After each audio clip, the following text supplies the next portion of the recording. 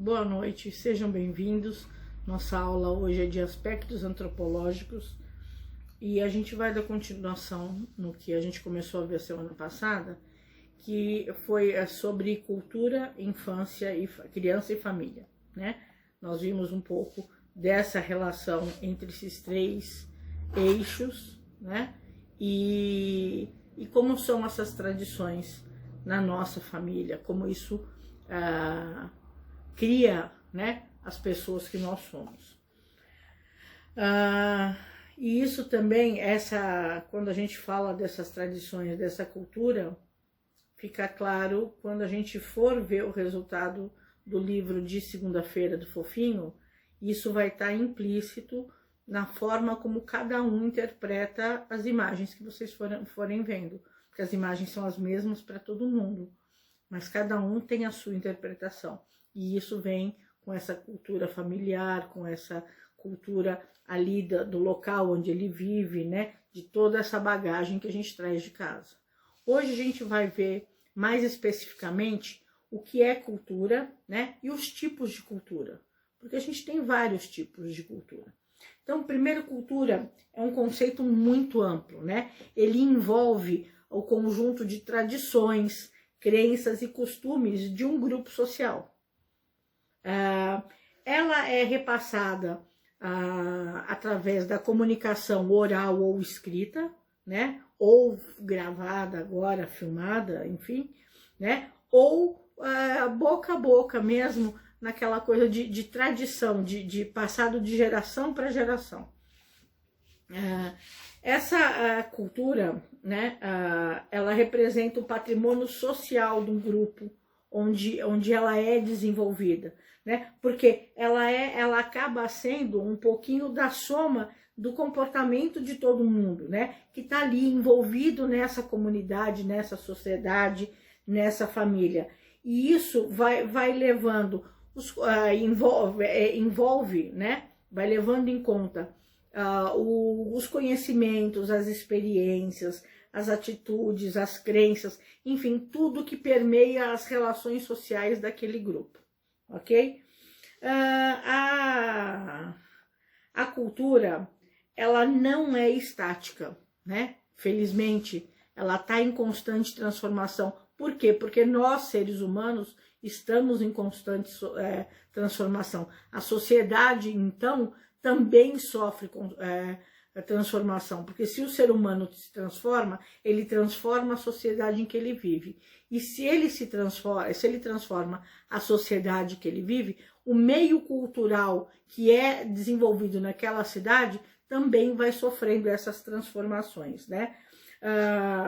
Isso pode ser positivo ou não, né? Por quê? Porque ele pode ser positivo, porque a cultura não pode ser estática, porque a gente está sempre criando, está sempre inventando, tem sempre coisas novas para acontecer. Então a cultura tem que agregar esses valores. Por que é negativo?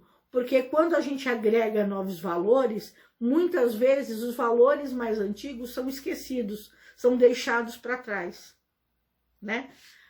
Outra coisa muito importante para se falar a respeito da cultura são os movimentos contraculturais, né? Que são movimentos que de certa forma, desafiam a cultura que existe naquele lugar ou naquele tempo, né? Naquela época. Por exemplo, quando o rock surgiu, ele foi um movimento contracultural, ele veio contra tudo que se era estabelecido para a cultura musical daquela época, né? Ele veio para chocar, para mexer com essas estruturas já estabelecidas e criar uma nova cultura. Então a cultura ela tem esses constantes contragolpes, né? De culturas diferentes buscando seu lugar no espaço e na sociedade, né? A gente tem que tomar cuidado, né? Porque nós estamos num mundo globalizado e essa realidade globalizada ela nos permite acesso a uma infinidade de culturas diferentes das nossas, né? A gente consegue conhecer uma infinidade de experiências, de vivências, de formas diferentes de se viver, né? E de se pintar, e de se ouvir música, enfim, tudo que envolve a cultura. E com isso, existe um processo, né, que é mundial, que é de aculturação, que é onde uma cultura acaba absorvendo um pouco dos aspectos da outra cultura, né? Seja pelo convívio próximo, né? Ou pela globalização mesmo, né? De estar transformando. Por exemplo, uma comunidade, a comunidade japonesa tem as suas tradições bem estabelecidas, né? São tradições milenares e muito estabelecidas. Quando essa comunidade veio para o Brasil, que já é um país que foram agregando-se culturas diferentes, porque nós tínhamos aqui os índios que foram meio que massacrados culturalmente também, não só na parte física, né? Mas culturalmente eles foram massacrados e nós recebemos a cultura dos portugueses, dos holandeses, dos franceses que vieram colonizar o país e depois, posteriormente, de italianos, alemães, africanos, enfim, de todo mundo que veio para cá, para morar no Brasil, para viver aqui no Brasil. Então, nosso país ele já tem essa miscigenação cultural, ele já tem essa aculturação, porque ele acaba sendo uma soma de muitas culturas, né? Mas vamos pegar o exemplo da colônia japonesa, que mantém as colônias normalmente, né, os núcleos das colônias que vieram de fora, que conseguem se manter firmes, como a gente tem cultura italiana, a gente tem a japonesa, a gente tem a alemã, mais no sul do país, a gente percebe que nós assumimos alguns hábitos, né, culturais deles, por exemplo, a comida japonesa que é tão difundida, né, os mangás e os animes, que é mentira, eles vão me xingar aqui em casa, os animes, eles estão rindo de mim aqui em casa porque eu falo sempre anime e não é anime, é anime. Então os animes são as revistinhas, os gibis, os mangás são os gibis e os animes são os desenhos japoneses, que fazem parte da cultura de muitas das nossas crianças, adolescentes e dos adultos. Já está incorporado, né? Então, isso é um processo de aculturação. Do mesmo modo que muitos japoneses já conseguem, já absorveram também as nossas tradições. A gente vê muito no Japão, inclusive, karaokê com músicas brasileiras, né? Seguindo algumas tradições que os brasileiros levaram para lá. Tá? Então, a aculturação é isso. É quando uma cultura se apropria de um pouco da outra e ela vai meio que misturando as tradições que ela já tinha estabelecido com as que ela está recebendo nova, ok? Então tá certo. Aí nós temos tipos de culturas diferentes. A gente tem primeiro a cultura de massa. A cultura de massa é um conjunto de, todas elas assim, são um conjunto de ideias e valores, né, que são desenvolvidas a partir de um cerne, de um centro específico. A cultura de massa é a mídia, né?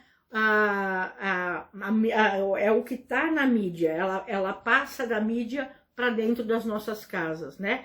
Então, ela é transmitida sem se preocupar em preservar ou levar em conta as especificidades locais ou regionais, né? Por exemplo, a novela, né? A novela é um exemplo de cultura de massa e ela é transmitida para o país inteiro, independente da região, do estado ou do tipo de cultura que se desenvolve nessa região. Todo mundo assiste. Um produto, a mídia, quando faz uma propaganda, quando se veicula uma propaganda de um produto, ela está vendendo esse produto. É óbvio que alguns produtos são específicos para um tipo de mercado, mas tem produtos que eles são gerais, que eles são divulgados para todo o país, independente da região, tá certo? Então a cultura de massa é isso, é a cultura divulgada através da mídia. Ao contrário da cultura de massa, a gente tem a cultura erudita, né?